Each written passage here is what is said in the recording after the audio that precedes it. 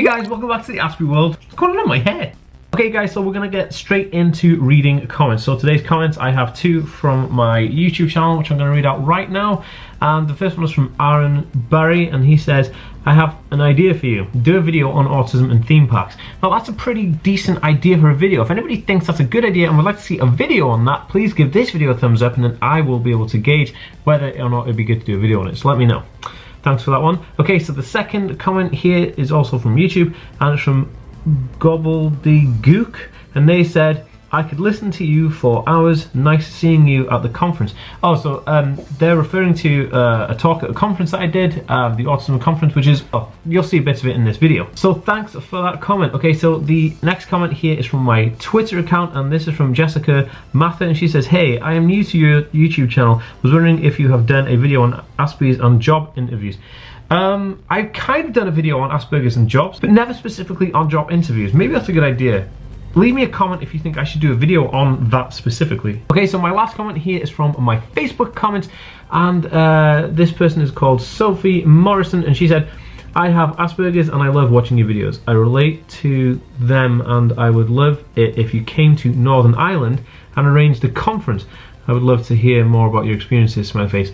Okay, so that is interesting. I mean, I do a lot of talks all around the UK on different types of subjects, like my book or like music or whatever. And one of the things is I do a lot of autism kind of events and do talks and autism events, and I'd love to kind of maybe do like a, I don't know, maybe like a tour of talking. Let me know if you guys would be interested in seeing me, and if you were interested in coming to see me talk at an event, please put a location down below in the comments. So if you guys say where you'd like to see me in the comments, and I get a good gauge of where you know, where most people would be, and then I can figure out where I should go. Anyway, if you'd like me to read out your comment, please hit that bell icon on desktop and mobile, because I'll be picking from the first 30 comments. Just to pick 2 of those to read out of every single video. Also, check out my Twitter and Instagram, because I pick comments of those too. At the beginning of every video, I always ask you guys a question. So today's question is, what is your favorite holiday? Is it like Christmas? Is it Easter? Is it Halloween? Is it your birthday? Is it like summer holidays, you know, like summer vacation? Let me know which holiday you guys like best, because I would say I really like Halloween, but I also like summer. So summer's pretty awesome, but Halloween is pretty dope. Over here in the UK, we've got Bonfire Night, which is where we set up loads of fireworks. It's sometimes called Guy Fawkes Night, and that's kind of cool as well. So you build a bonfire, and then you set it alight, and then you have fireworks, and you eat kind of like cinder toffee and apples and stuff like that. It's all very British, but it's very good. Anyway, on with the video. So this video is ambiguously titled Understanding Autism, and the reason I did that is because I've got to go to an event right now, and it's an autism conference event, specifically on autism, with a bunch of other autistic speakers that's going to be there, some very famous people, which is cool. So the people I'm working with in the conference, so the people I'm speaking with at the conference is Jackie Jackson, who is really famous for having 5 out of his 7 children on the spectrum. Also Dr. Luke, he's pretty awesome. He's like a really famous specialist in autism. And also a very special gentleman called Derek Paravicini, who is a savant, an autistic savant musician who plays piano, and he is just phenomenal. So we're all appearing at this event today, which is going to be pretty awesome, but I better get on and do the event. So what I'm going to do is I'm going to do cutaways and talk to you guys about autism and understanding autism whilst being at this event. So we'll see how far we get with that.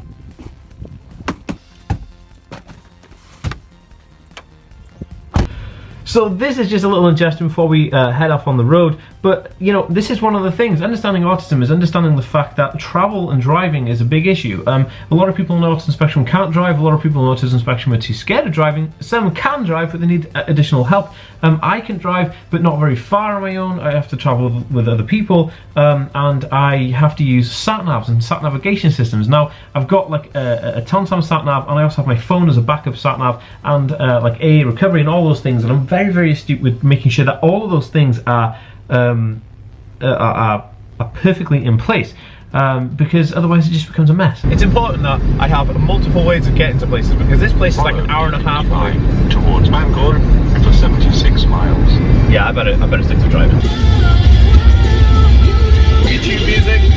Okay, so I'm like half an hour into the journey and I'm already bored. And it's kind of something that I remember thinking that when you're in a car on your own, or if you spend like a day on your own, you don't really speak to many people, and it's weird. Like how many days do you go without actually saying a word? And sometimes, okay, if I wasn't like vlogging, then maybe I wouldn't be talking, but I just find that super interesting that like you can go a whole day and not speak to anybody. Because I'm in the house, I'm doing stuff on my computer, nobody's in work, and there's nobody else, it's just a dog. If the postman doesn't come, then I don't actually speak to another person.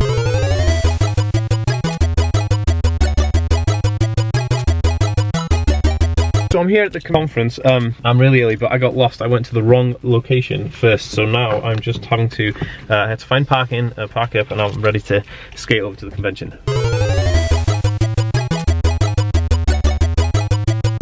Okay, so I'm speaking at this event today. So and the weird thing about it is I went in and I saw like the first kind of two talks by this guy, Dr. Luke Brandon or Brendan. I always use, so forgive me if people have heard this, necessary part of feeling, literally feeling, physically stable.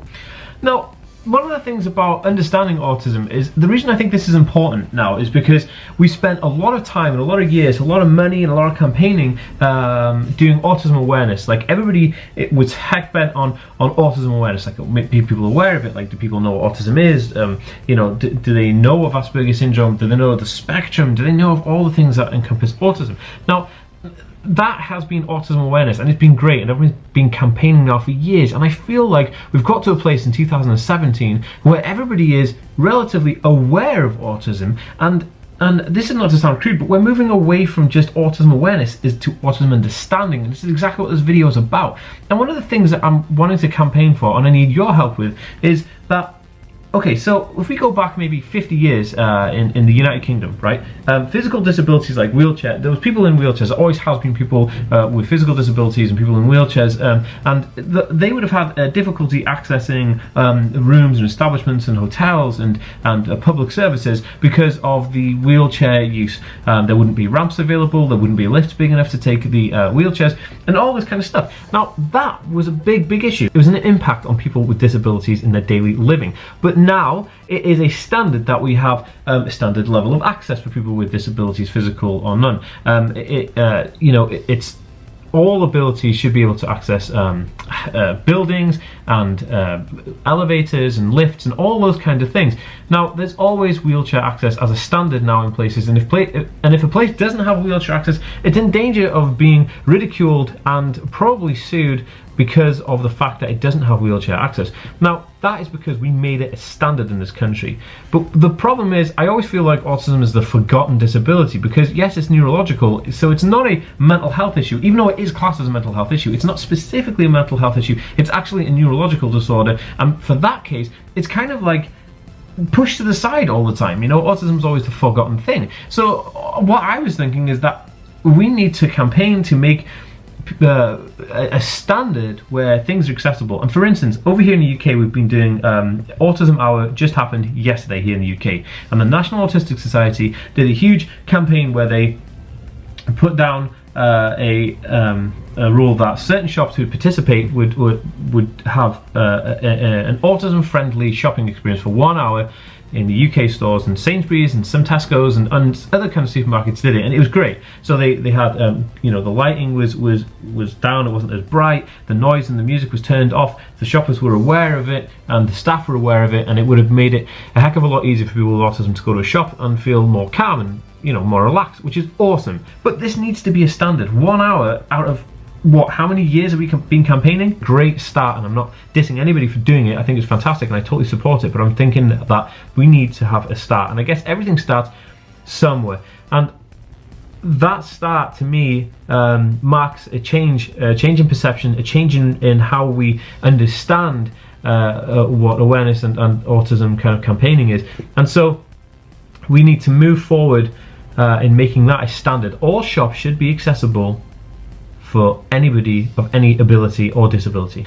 That is regardless if it's a mental, physical or neurological disability or a disadvantage. It needs to be accessible, because by doing the opposite, you're excluding certain members of the public, certain members of society out of something that they're entitled to and that they would like to go to, and also the shops would benefit from it anyway. So it's a really big, it's a big mammoth task to change the way society treats neurological disorders, but it's something that we need to do, and it's something that we're gonna do, and that I'm sure we can all do that together. So in this this area behind me right now, in this huge building here, there is this, oh look, I got my goodie bag. But anyway, in this building behind me, there's like stalls and stuff to do with the autism conference, which is what I'm speaking at. But I haven't been in this building yet. And the thing is, when I got here, they messed up my delegate's badge, so I don't have a badge on right now. So I've got no way of identifying myself so that I'm a speaker or anything like that. So it's really annoying. They gave me this goodie bag, which is like, it's got like pens and stuff on it. But basically, what I'm doing right now is I'm skating about outside because I've just done an interview with the Telegraph. So my book is coming out on November 7th in the US, but also it's coming out on November the 16th here in the UK. So I had to do an interview with the Telegraph. Wait, I'm speaking at 3:50 to 4:10. So I got a 20-minute talk on autism and Asperger's, but I'm going to go in this building right here and see what stalls there's going on. And when I was in the autism show, there was something similar. They had a lot of people who were basically doing stalls like this, but they were all over the hall, but it was like super busy and super scatty, and there was like sensory toys and stuff like that. So what I'm going to do now is I'm just going to kind of like mosey along, have a look, see what's what, and then head back over to where I'll be speaking.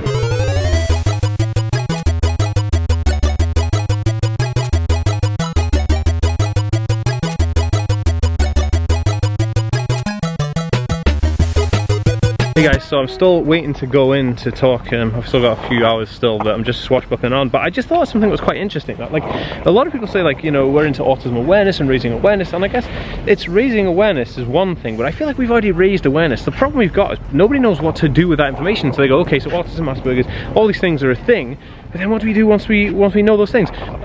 And that to me is fascinating, because that's what I'm trying to do with this channel. What we do here, and we grow this community, and we have the idea that people are going to be able to understand things, and so it's not so much awareness, it's understanding. And understanding is, to me, the biggest issue, because that's what it is. Like, so people go, oh yeah, well, I've heard of autism, or I've heard of Aspergers syndrome, and that's great, because they go, autism awareness, Asperger's is a thing, or autism is a thing. But then they go, well, okay, but why are we still having issues? And the issues come from the fact that people don't know how to deal with those things, how to implement the criteria and ideas and locations and settings that would accommodate people from these fields. And I find that one of the most interesting things about what I do is changing, not making awareness, but actioning the awareness to something that's productive in succession. So I'm in my car and it's lunchtime, so I'm just having something to eat, and then I'm going to go back to the conference. We spent about 4 hours in the morning listening to other people talk about their organizations and what they do to help and all those kind of things. So now I'm going to have some lunch, then I'm going to go into this training thing because they want me to do some training with them as well, and then see how that goes, and then I'm on to do talk. But yeah, so I've got a bunch of like freebie stuff. I'm going to go look around the stalls, and yeah, I'm gonna have a pretty good afternoon. I'm gonna take it chilled because like you get like wound up about no reason. You know, you get like kind of like, you know, you're in a conference, loads of people there, and you kind of just feel a bit overwhelmed. But anyway, I'm done. I did my talk, I did my training, I did everything, all done, and I'm now skateboarding back to my car because I'm like parked a million years away. But it was really, really cool. And then I had a bunch of people come up to me and wanted to know stuff about other things. But it was really cool. I feel like yeah, I don't know, I feel like people are super interested in YouTube when you start talking about it, and like, you know, how you did it, all this kind of stuff. But anyway, hey ho, I'm gonna go back now. I've got another hour and 20 minutes, I think, before I get back. But life, eh? But I'm gonna hit super bad traffic getting out of here. It's gonna be ridiculous. So I'm just hoping that I can get back to my car, set everything up, and just get on the road, man. I don't really like driving such distances, but it's gotta be done.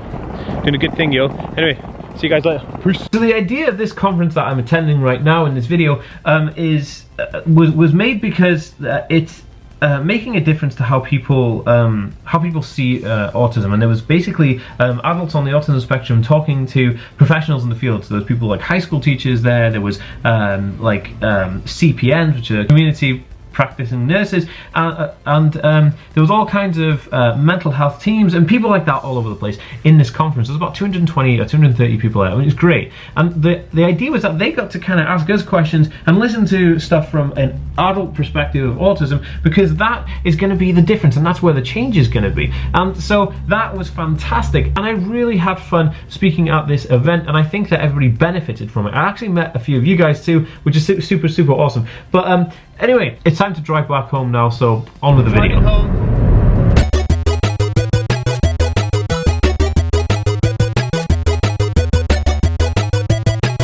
Stuck in traffic. If you'd like to learn more about autism and Asperger's, please hit that subscribe button above here. If you'd like to see my last video, it's over here. Please leave me a comment with any suggestions or anything that you think would be interesting. And also, here's a video that YouTube think that you may like. I'll see you next time, guys. Peace.